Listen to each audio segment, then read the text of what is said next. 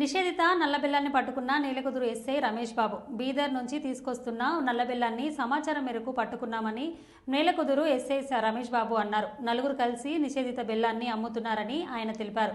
వాహనం నల్లబెల్లం సీజ్ చేసినట్టు ఎస్ఐ బాబు తెలిపారు. ఎవరైనా నిషేధిత నల్లబెల్లాన్ని అమ్మితే కఠిన చర్యలు తప్పవంటూ ఎస్ఐ రమేష్ బాబు హెచ్చరించారు.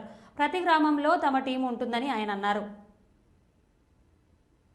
6:30 గంటల సమయంలో మాకు నమ్మదైన సమాచారం మేరకు బీదర్ నుంచి మహబూబాద్కు బెల్లం పోతున్న సమాచారం ఇన్ఫర్మేషన్ వస్తే మేము నెల్లూరు క్రాస్ చెక్ చేస్తుండగా ఒక బులోరో బండి వస్తుంటే దాన్ని ఆపి చెక్ చేస్తే దాంట్లో ఒక 2 పర్సన్స్ ఉన్నారు. 2 పర్సన్స్ చెక్ చేసి అడిగితే బెల్లం లోడ్తో బీదర్ నుంచి మేము తీసుకొస్తున్నాం. దీంట్లో అందాజ 48 బస్తాల బెల్లం ఉన్నది, 2 బస్తాల పట్టిక ఉన్నది, మొత్తం 24 క్వింటాల బెల్లం, గింట పట్టిక ఉన్నది. మేము దీన్ని మాకు తెలిసిన 2 వ్యక్తులకు వాళ్ళకి ఇచ్చి మేము మొత్తం 4 పర్సన్స్ మహబూబాద్ చుట్టుపక్కల ఉన్న వాళ్ళకు గుడమ్మ తయారు చేయడానికి అమ్ముతాం.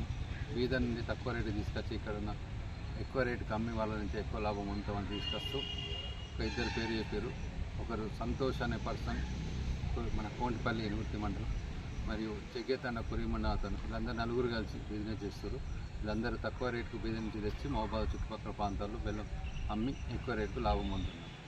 ఈ పరిస్థితుల్లో మాకు ఎలాంటి ఈ ఇల్లీగల్ యాక్టివిటీ చేసినా కూడా మాకు క్లియర్ ఇన్ఫర్మేషన్ ఉంది. ఇక ఫ్యూచర్లో దీనిపైన ఏమాత్రం చేసినా కూడా ఎవరిని ఎక్స్క్యూజ్ చేసేది లేదు. వీటిపైన పీడీ యాక్ట్లు పెట్టడం జరుగుతుంది. సీరియస్ యాక్షన్ తీసుకుంటాం.